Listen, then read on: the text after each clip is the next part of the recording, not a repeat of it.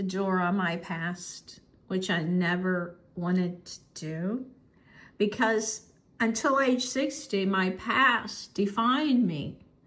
Because, you know, I just had this idealistic, childish, pure heart, and I believed what people said.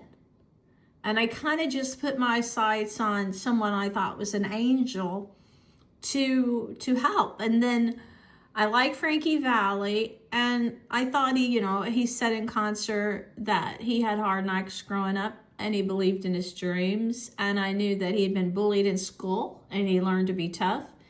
And I knew he used to sing on the street corners, and I knew he said he grew up in the projects, and I knew he said that he had it very hard to try to break into the industry. So I spent my youth. I used to do promotions. My boss, when I got back from Australia, had manned the paper. He used to own his own health club, and he'd have paratroopers come in, and he used to do acting. He said, I didn't know till later, he did radio commercials. He was quite an outgoing person. And he had an ad in the paper for people with sales experience and for a background in public relations.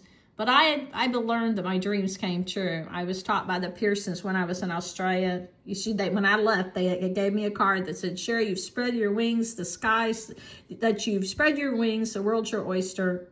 Nothing can ground you, okay, ever slow you down or make you lose. So I went in for this job that I was not qualified for. And he said, well, you're so young, you're 18. I don't think I can give you a chance. I'm looking for someone, probably 21 that's had some background experience. I said, give me a chance.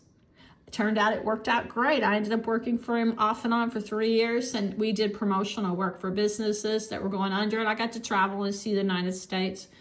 But as soon as that job ended, I wanted to promote Frankie Valli. I said, I'm so good at PR work, promoting businesses. And since I'm so good at promoting businesses, I don't like these freaking businesses.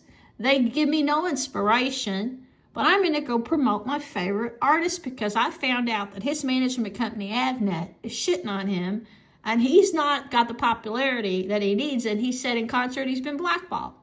So lo and behold, I spent my youth and my money and everything not only writing songs and meeting with his agents trying to work for him all around the United States.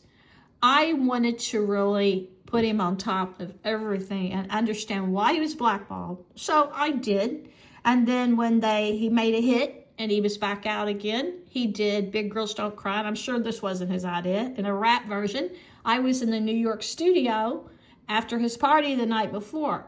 I got to go the next day after he had celebrated with his friends, and I celebrated with the world when I was sitting in the front at the Kathy Regis Filming show and met Bob Gaudio and everything.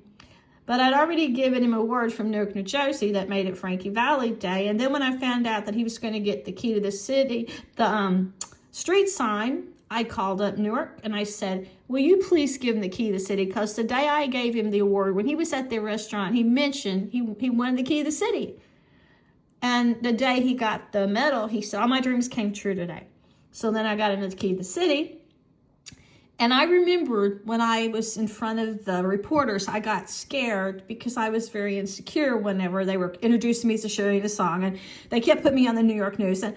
And then his mother came and threw her arms around me, and she took over the interview. And I said right then and there, I'm going to go to get some lessons so that I can be professional enough for Frankie Valli, because I don't want to make a fool of myself.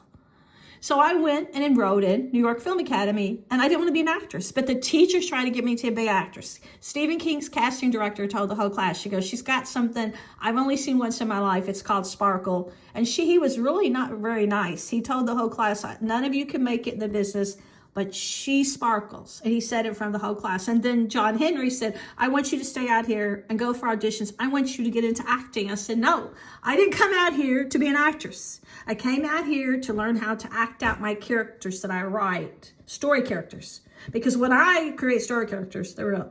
They're in my head. These are real people I've given a life. But I need to know how to act them out so that I can show you the character life I'm bringing to the surface. Like when I would do stories, what was dear to my heart, I put 4 years in one story. Well, this evil group took it. They're the devil. But I used my youth following someone I admired and believed in. Well, now I'm shutting the door because I'm receiving death threats from people surrounding him. And they say that the mob has got their claws in him. And the man that I tried so hard to keep from being blackballed, well, this cult has blackballed me. So look, in turn, this came back to backfire because I supported him because of his Christian roots, because he said he was a man of God and he wore his cross. And I went to Newark and spent time with his mom in her house, and she showed me I knew he had something in him that made him that way. And I thought maybe he's a prophet, an angel.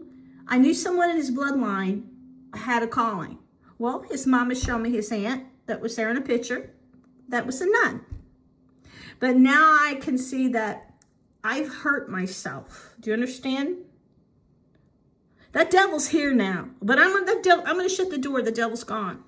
The past is over. I've run 60 years of my life like an idiot in pursuit of God and his apostles. And I know now that all that glitters is not gold. And that the hard knocks and everything that were endured were hidden, so that the lambs could be led to the slaughter like Frankie was led. I read that Paul Anka was screwed by Frank Sinatra in every way there is, and he got in deep. Frankie told me at a young age, don't get near this business. It's no place for a lady. And every time I talked to him, he was always kind to me. He said, put your trust in God. And I did. Loved him.